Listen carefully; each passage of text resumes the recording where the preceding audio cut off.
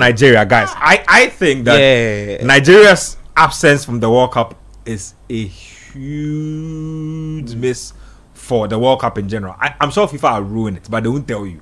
Now, purely because of the numbers Nigeria bring to the table, especially in a country like the United States. Yes. Especially in a country like the United States. If you look at the catchment area of where the World Cup is happening, so Jersey, to some point, Massachusetts, LA, Philadelphia and stuff.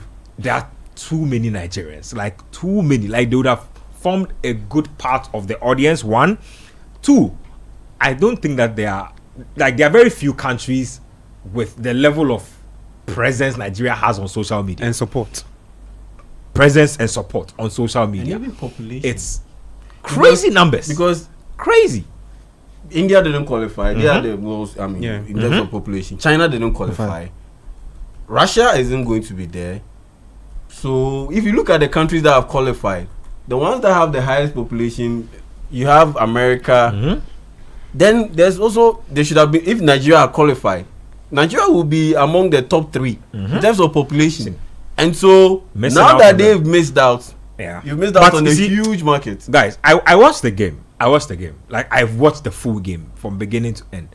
And I think that we like to cry about Ghana, but Nigeria are in crazy trouble. Oh, yeah. Like, they are in crazy trouble. Because I was watching that game, and at no point did I think Nigeria were going to beat the DRC. Yeah. Like, I didn't see it. In fact, the referee gave Nigeria as much help as they could have possibly gotten in that game. All kinds of help. The Nigerians, they started getting the help is not from even before it's not they got to the playoffs.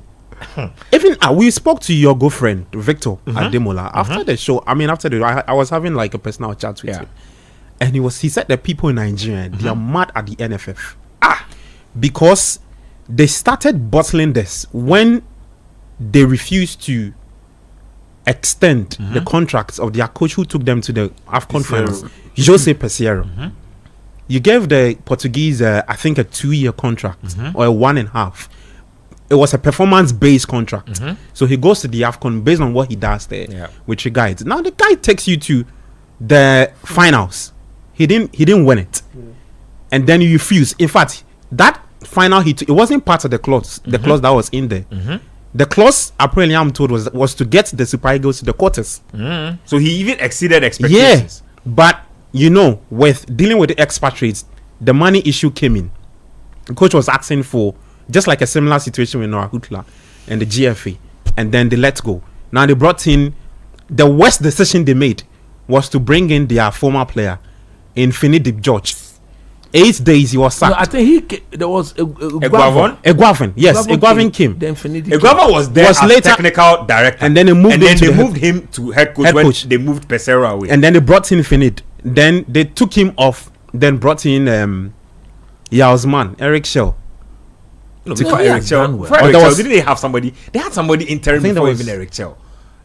I've forgotten who. They had somebody in the very short capacity for like some short spell before Eric Chell. But was that. I think Bruno Labbadia. I'll figure that out. I think there was another coach too. Yeah, I think so. So the issues actually started with the NFF and playing that 1-1 at home, losing to South Africa, losing to Zimbabwe. Then Eric Shaw comes in. He comes to win. He does 4 games? 6 games. He does 4 wins, 2 draws. Now he takes you to the playoffs. Now you have an issue, a pending issue with us. You've not settled the bonuses of these players from the last AFCON. Oh, that's crazy. Ben, you get a point on me. You've not from the last AFCON. 2024. Yes, the promises they made. You remember they went to Tinubu and you remember they made some promises. And that one came. Now the promises on the part of the NFF to the players. Where is it? Shibonto. Nigeria and Ghana are really neighbors. Then they go. The players go to protest. They go into that game. They win again. Now that was settled. I'm told that, in fact, the Nigerians overlooked that game against when DR Congo were playing Cameroon. They actually tipped their chances to go past Cameroon than DR Congo, and actually started looking into the playoffs. that I mean, they started booking hotels. Oh, for them. yeah, they were thinking about the intercontinental playoffs. like they were looking ahead. Sounds like Nigeria. Then preempting my body. I Say, mean, did you hear Pinnick in that voice? He said, "Do you know the kind of bilateral relationship that Nigeria has with Qatar that Buhari will not be in Qatar?" they had already put themselves in the intercontinental playoffs, and then DR Congo came up with that surprise on the pitch. I think Eric Shaw got some of the decisions wrong in terms of the substitutions and the kind of players he used on that day. How are you going into a game, into the penalties, and then you go and start with Calvin Bassey when William Troost-Ekong has shown with the start and he's your best reliable taker. penalty taker. From the AFCON and even the World Cup qualifiers that they've played. That was William very surprising to Troost-Ekong me. was when you took out Osimhen and Victor Ademola, he was the next on the list when it came to goal scorers. Yeah. And then you are going into penalties, trusting that a certain person will do a job for you. Fulham's Calvin Bassey, every day he pulling shots, go put somewhere, expecting that he goes to, and then he backfired. Yep. Before that, I think in the second half too, he took off Victor Osimhen. I don't know why he took him off. I think it was a knock. Injury. He had He a was knock. injured. So some of the decisions the coach has part to take, the NFF themselves, the players themselves, and then the approach to the game itself against DR Congo was really poor. For the Congolese, they had just one approach: drag this game to extra, because they had prepped for penalties. And you see that thing that Eric Shaw about the voodoo thing. He for sure they do that thing. No, because like I really guess Gabi, all the changes the DRC coach was making sure that he was thinking about penalties. It was a mind game thing the DRC brought into that game. I kid you not. And I think they changed goalkeepers. Yes, they changed goalkeepers. Mayulu, yeah. the guy who was sprinkling the water, all those things, the DR Congo had planned it. I'm not saying this because I'm saying because I know that if somebody they stand in the sprinkle water, it be voodoo, whether it be voodoo or not be voodoo. What exactly? And then they found home. The plan was actually to get him react, to get Eric Shaw react, and he clearly did. Yeah. Before the Congolese were to take the last penalty, look at what he was doing. He went to fight, attack the person who was doing it. He's already in your head. He's already in your head. He's already in your head. Shout out to the DRC, man. I saw their back line. So them will be Wan-Bissaka and Masuaku. Them will be PL Chancel players. Mbemba and Twanzebe. I'm like, clean. And you see, I told you planning to get Steffi Mavididi too. good. Yeah. I told you this To thing. switch from England. The last episode that if you look at the DRC team on paper, oh yeah, they have really good players, but you don't actually know what kind of team turns up. Charlie. They are a team that are very unpredictable. Do you know how I knew that Nigerian football is in trouble generally? Nigeria with 25 minutes to go in a game they needed to win, literally parked the bus and looked like they were praying for the game to end so that they can go to penalties. How? Like, I couldn't believe it. Yeah. In extra time, How? they offered absolutely nothing going for it. And you could tell that Which of the two teams is supposed to do this? it was a game plan. Like, they had just coiled back because they couldn't attack. Now look at the midfield. So they played a midfield of Onyeka, Iwobi, and Ndidi. I'm sorry, but this is all. This you can't do this. Like, you can't do this. There was zero creativity. Nobody could progress the ball. Nothing. There was no through pass coming through. Nothing. Like, they literally lack cutting. And what has happened to Ademola Lookman? Nothing. He's not been the same ever since. Is he not the reigning African Footballer of the Yeah, Year? he is. So Ashraf Hakimi. Okay. So before that, Hakimi- where he was, He was the reigning. Yeah. I think this season hasn't gone he didn't too great for contribute him. anything to whatever they did. This season. I'll say this about Nigeria, right? A few of their players don't need to come back to the national team again. Semi Ajayi, he doesn't need to come back again. Like, he should not see Super Eagles colors. Orokodare. Yeah. He plays for Wolves. They brought him in, and he was so bad that they took him off again. That is how bad he was. Yeah. What? Orokodare. He plays for Wolves. Very bad. He plays for which team? Wolves. Wolverhampton Wanderers. He's a very bad player. Coach, the Wolves, if you know they get celeb, they play. So, like, I'm saying, look, what's the guy's name? Ajayi. Ajayi doesn't need to come back. Moses Simon, he doesn't need to come back to this team again. What's this guy's name? The left full back, Zaidu Sanusi. Sanusi. Onyadie. I think he plays for FC Porto. Yeah. He's not good enough. He doesn't need to come back again. The person whose case they were on in Wabali. He was actually the only person who held up his end of the bargain on the day. Yeah. And some way, somehow, they wanted to go for him. This guy, what's his name? Onyeka. I think Onyeka plays for Brentford. Yeah. Onyadie. Like, he's not good.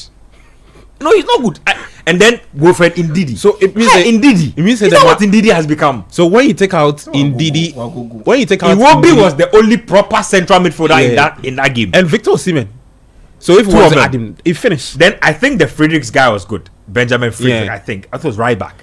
He was decent. The truth is, if Iwobi is not really making something happen from the center of the park there for Nigeria, their creativity is really stifled. But what happened to Wilfred Ndidi? What has happened to him?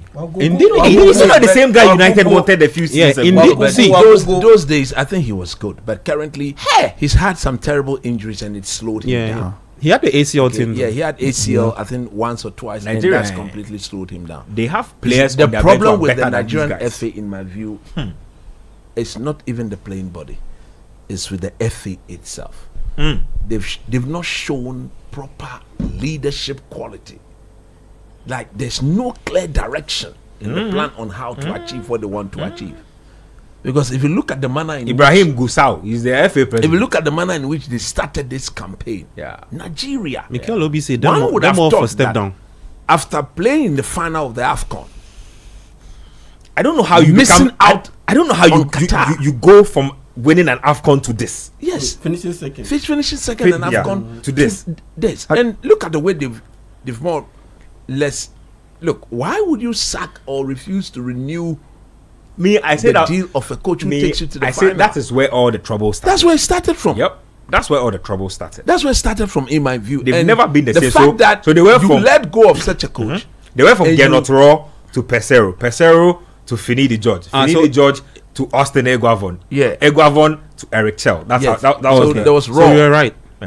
You understand? So for me, the other chap's name is Bruno Labbadia. Yeah, Bruno Labbadia. Yeah, he also was in there. He was in there. Just 6 days. Look, then they've gotten what he was in there. Bruno Labbadia, former Stuttgart head coach. I remember so well. They've Bruno gotten Labbadia. exactly 6 days. Yeah. 6 days, and then Finidi George did 10 days. That's just the writing on the wall of an incompetent management, like a management team that's incompetent. Elsewhere, people will resign.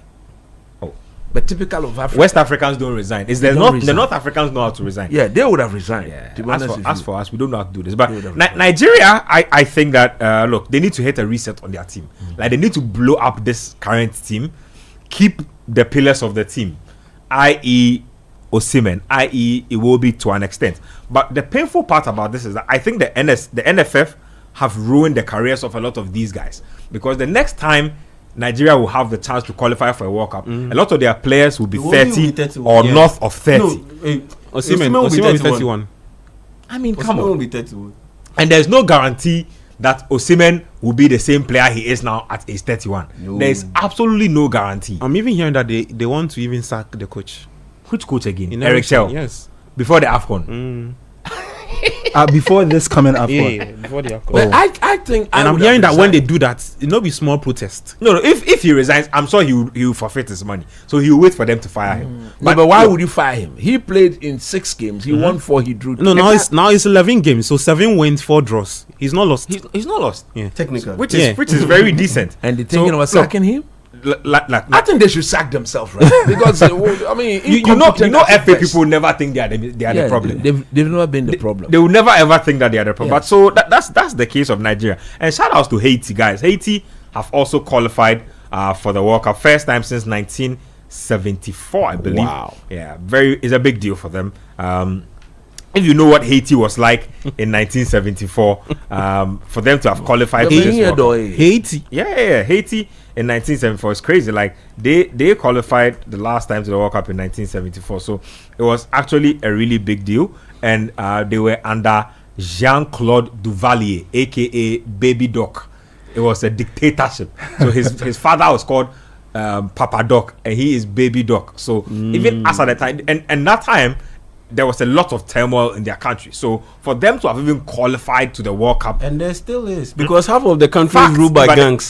In fact, nothing has changed. They played all their games, their home games, away from home, because I saw that they can't play at home. Yeah, because their Port-au-Prince country is overrun literally a by battlefield. gangs. Yep. That's literally what the country is. So for Haiti to have qualified, when I saw it, I was so shocked because this is like a big deal. New Caledonia, Haiti are also going to the World Cup. Yeah, no, they have to play the They have playoffs. to play the playoffs. It's But Curacao. I That's think going to the World Curacao. Cup. how many? What's Curacao? 150,000. 150. Yeah, Counting. They are the smallest country to ever qualify to the World Cup. That's crazy. And they said the women are more than the men. That's like Tema. So they need men. Curacao. can go there. Democrat might be more, we might more than Curacao. I'm telling you, Charlie. No. No. Is that what they do? It. Oh, they said they need men also. If you want to go there, Charlie, Tema, we plenty past Curacao. okay. It depends on which side of Tema. No, Tema in general, they say when our population big past Curacao. Don't joke. Like according to the last census, Tema Metropolitan District 177,000. Because they are 150 and counting. Which are past Curacao. 150,000. So the guys who need girls you can head to Curacao. It's a good place to go. So they are also in the mix, but I'm very sad about Nigeria. So this is back to back. Yeah. World Cups Nigeria will not be at. Actually, I think the least they can do is to go to the AFCON and win it. Yeah. I don't know, man. But okay, so Nigeria, we wish you well.